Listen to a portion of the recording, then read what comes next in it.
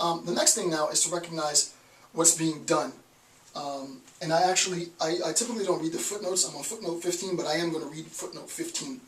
Alright, so what we do now is we recognize, and this is not in Saussure, this is not in anybody, this is in me attempting to make it clear for you so that you understand what's going on, right?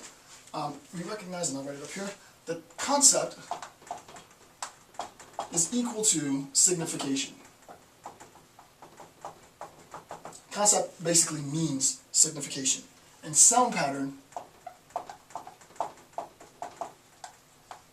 means signal. Right? Concept means signification, sound pattern means signal, right? And the signal is a token of the signification. We'll get into that later, right? This is a token for signification. Now, I just wanted to, because it's typically not, I don't know why, but it's typically not the case that the diagram is represented in the way that I'm going to draw it, but I wanted to show you textually that in multiple authors that this is the case. So I'm going to read footnote 15. Quote, and this is from Saussure, quote, replace concept and sound pattern, respectively by signification and signal. So we'll do that. So this is a corollary for signification, S-I-G-N-I-F-I, signification and, oh, sorry, I wrote it again, signification and signal.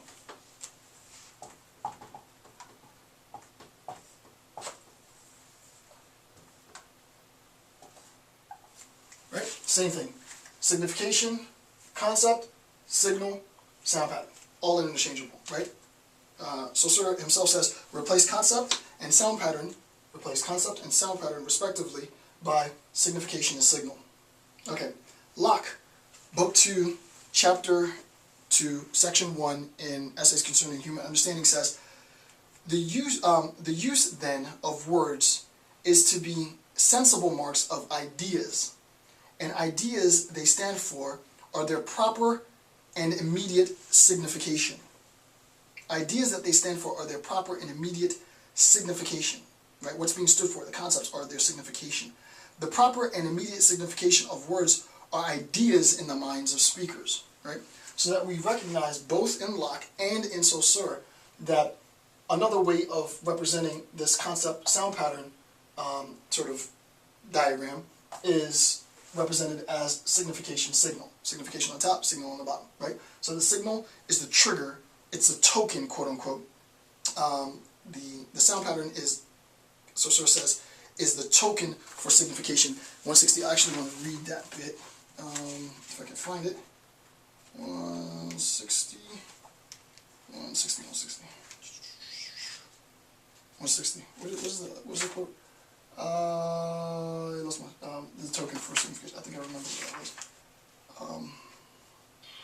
Yeah, so Saussure says this. He says, at the same time, it can be compared to something of like nature. Another word, its value is therefore not determined merely by the concept or meaning for which it is a token. Right? The value is not determined by the concept or meaning for which it is the token. And what is this thing? What is this it?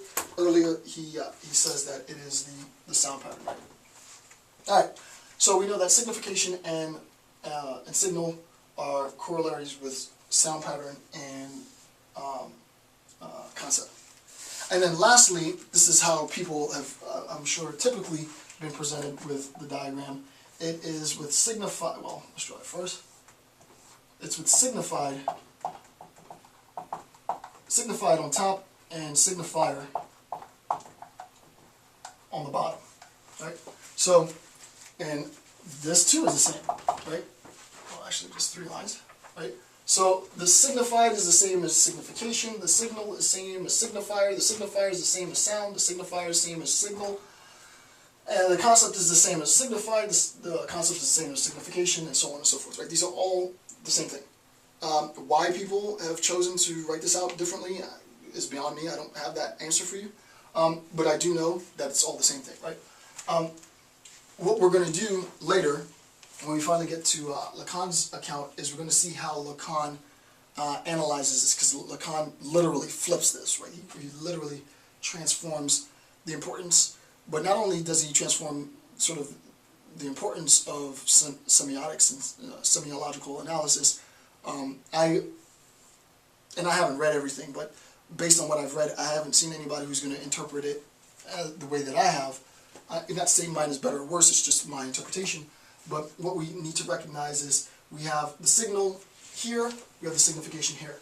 We recognize that the signification is the concept, right? And the signal is sort of either the words that are being spoken or the mental sound patterns, right? As is the case with the cat is on the mat, thought quietly to myself, right?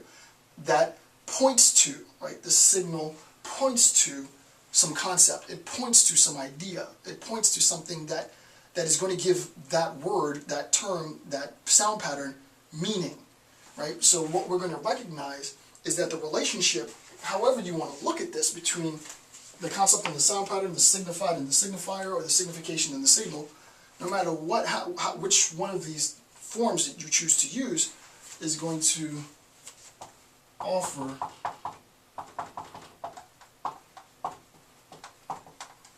meaning, right? All of these are going to offer meaning. We're going to be able to make sense of our world on a very meaningful level with an understanding of this. So that's very, very important. It's not arbitrary at all. Oops, almost just dropped.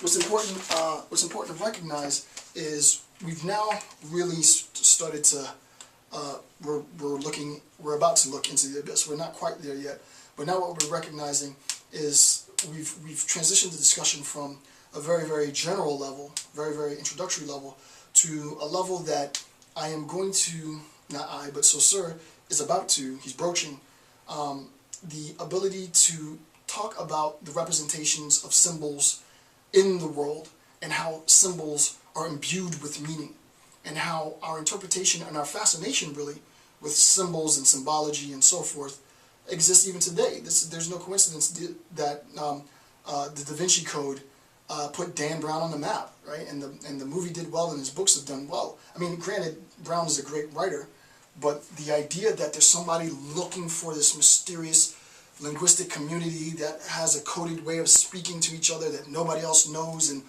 they use that to gain advantage over the rest of the population. Who wouldn't like that as a narrative? That's a great narrative, right?